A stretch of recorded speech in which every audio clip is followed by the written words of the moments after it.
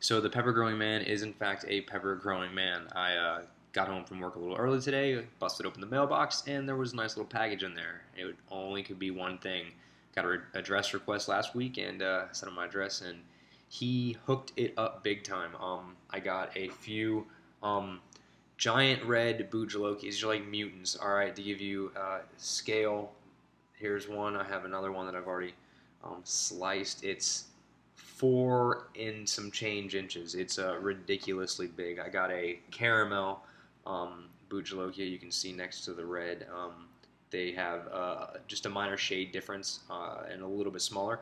I also got some chocolate Bhut Jalokias. You can see that next to the red. Get a little shade difference. And I got a red Douglah Cross. I'm not 100% sure on the background of that. Maybe you can see that a little better. I'm sure he can enlighten us a little bit more. And then, last but not least, a cute little brain strain, but for some reason I feel like I'm going to regret calling this thing cute.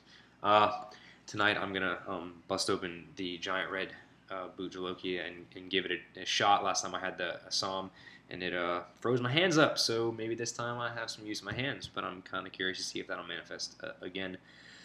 I already split one open. You can get a look at the inside. I'm going to rip some of these seeds out, maybe give it a chance next year. It's got a good amount of placenta in there, which is indicative of the heat, and it's definitely oily. When I say oily, I mean it is dripping with oil. On my gloves, I don't know if you can see the moisture on there. Yeah, Beagle Storm had these on, and I was in the doctor's office the other day, and he was out of the office, and I tactically acquired a few sets specifically for handling these monster chilies, because the other ones I had, the capsaicin was the oils were definitely going through. So cleaning it out, there's plenty of in there. I'm gonna try to get through half this thing. We'll see. It's pretty large, so we'll give it a chance. So let's go with setting the clock to see for heat. We'll start. Bottoms up. Cheers.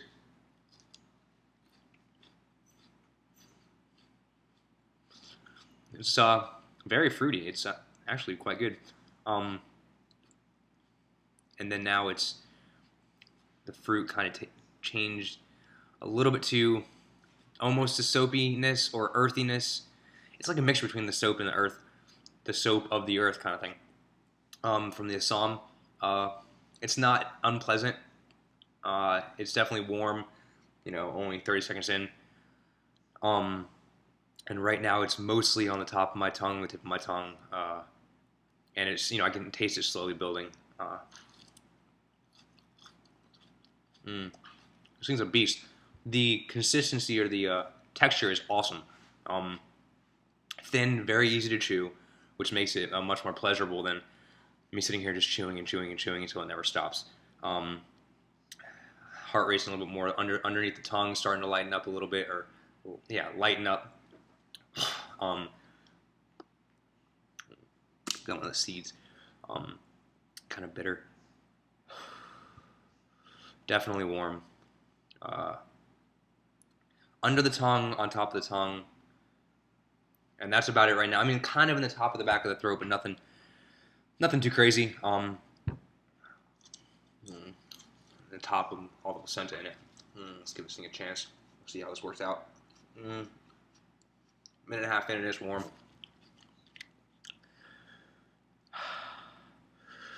Had a big meal, so kind of try to prepare for this a little bit more. Last time, I didn't eat quite as much, but I was just trying to sit back and relax a little bit, see how this thing hits. Definitely warm. I can feel everything slowing down. Underneath the tongue,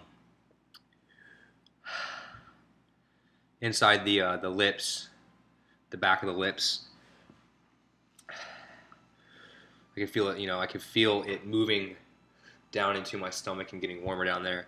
That's really the only thing I was really worried about. I always feel that the mouth burn is manageable. It's hot.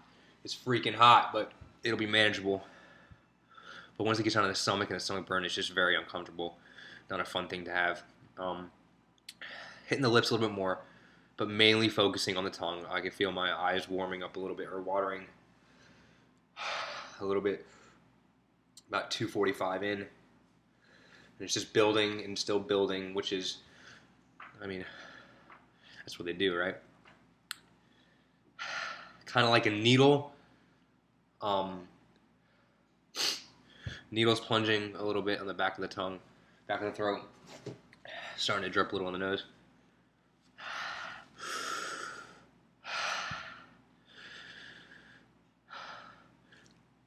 Hands tingling a little bit. Nothing too bad.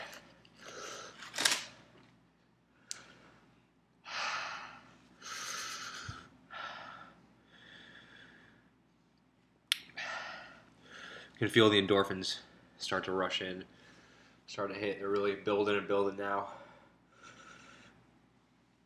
3:30.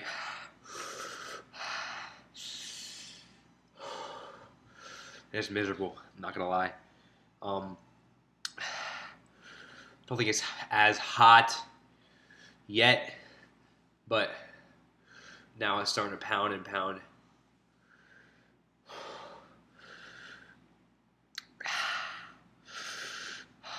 It's definitely the biggest pepper I've tried so far.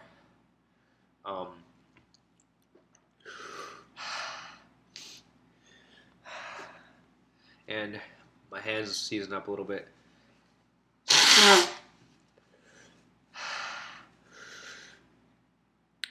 Building, getting a little bit warmer.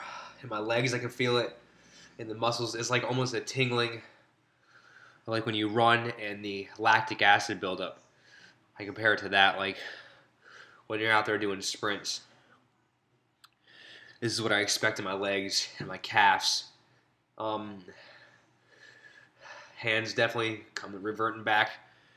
And maybe a signature of the Bhuts. I don't know.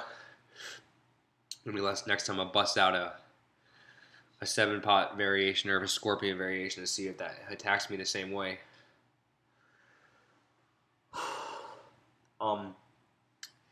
Right now, I don't have the same feeling as with the Assam of where I want to just crawl into a corner and die.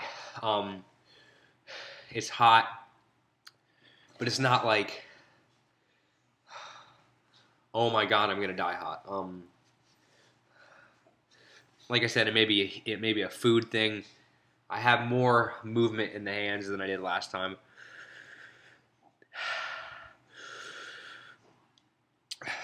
$5:30 in, and it's kind of like a pleasant hell, if I could describe it as anything else.